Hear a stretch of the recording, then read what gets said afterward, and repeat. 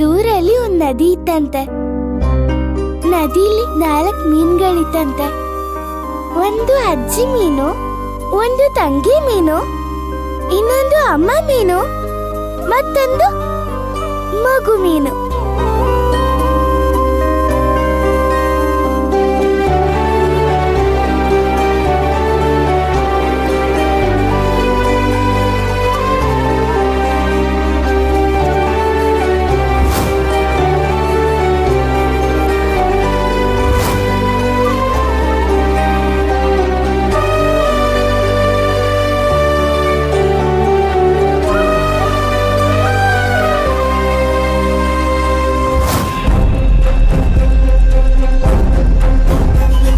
ಶಿವಗಾಮಿ ಜಾಗದಲ್ಲಿದ್ದು ನೀನು ಆ ಕೆಲಸನ ಮಾಡ್ಕೊಳ್ಬೇಕು.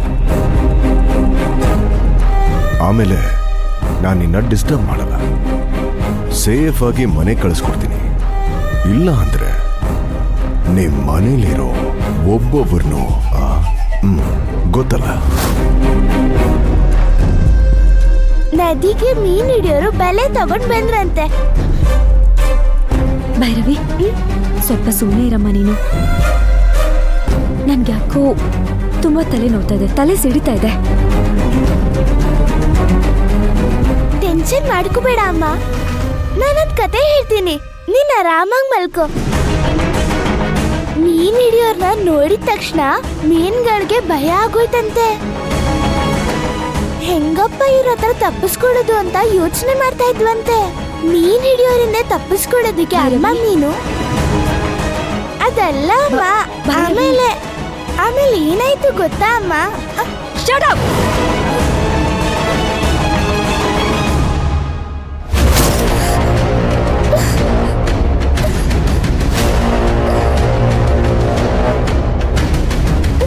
ಒಂದ್ಸಲ ಹೇಳಿದ್ರೆ ಅರ್ಥ ಆಗಲ್ವ ನಿನ್ಗೆ? ಮಾತಾಡ್ಬೇಡ ಅಂದ್ರು ಒಟ ಒಟ ಒಟ ಅಂತ ಮಾತಾಡ್ತಾನೆ ಇರ್ತೀಯಲ್ಲ.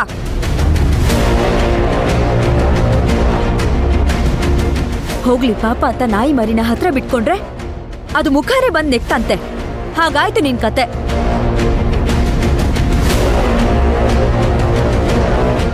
ನೋಡು, ಕತೆ ಕೇಳಿದ್ರೆ ನಿದ್ದೆ ಮಾಡೋ ಮನಸ್ಥಿತಿಲಿ ನಾನಿಲ್ಲ.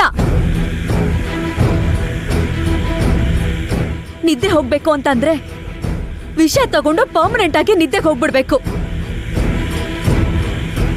ಮುದ್ಕಿ ತರ ಕತೆ ಹೇಳಕ್ ಬಂದಿದ್ದಾಳೆ. ಕತೆನಾ?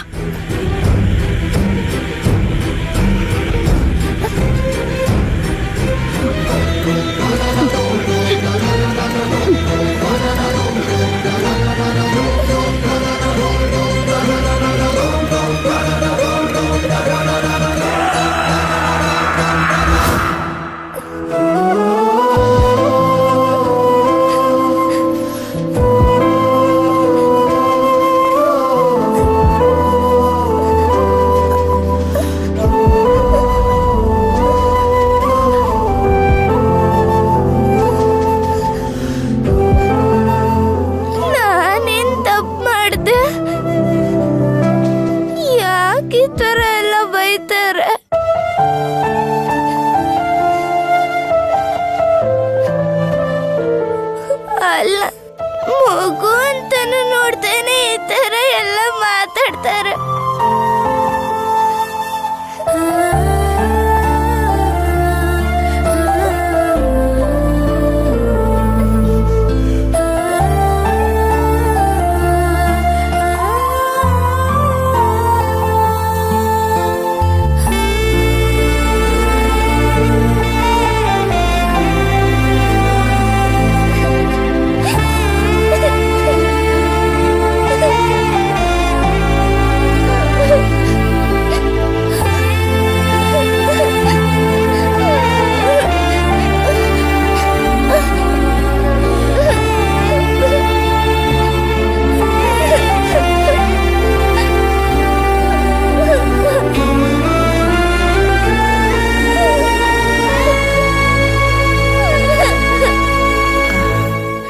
ಅಯ್ಯೋ ಭೈರವಿ, ಇಷ್ಟೊತ್ತಲ್ಲಿ ಯಾಕ ಮಾಡ್ತಾ ಇದೀಯಾ? ಬಾಯಲ್ಲಿ ಬಾಯಲ್ಲಿ ಬಾ. ಯಾಕೆ ಚಿನ್ನ, ಏನಾಯ್ತು? ಯಾಕಮ್ಮ ಯಾಕೆ ಅಳ್ತಾ ಇದೀಯಾ? ಏನಾಯ್ತು ಚಿನ್ನ, ಏನಾಯ್ತಪ್ಪ?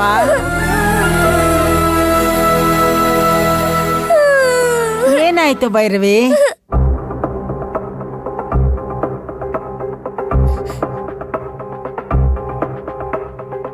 ನಿದ್ದೆ ಬಂದಿಲ್ಲ ಅಂತ ಡೋರ್ ಹತ್ರ ಬೇಜಾರಲ್ಲಿ ನಿಂತಿದ್ರು.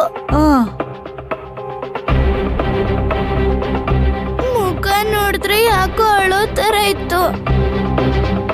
ಸರಿ ಪಾಪ ಅಂತ ಕರ್ಕೊಂಡು ಹೋಗಿ ನಿದ್ದೆ ಮಾಡ್ಸೋಣ ಅಂತ ಕತೆ ಹೇಳ್ದೆ.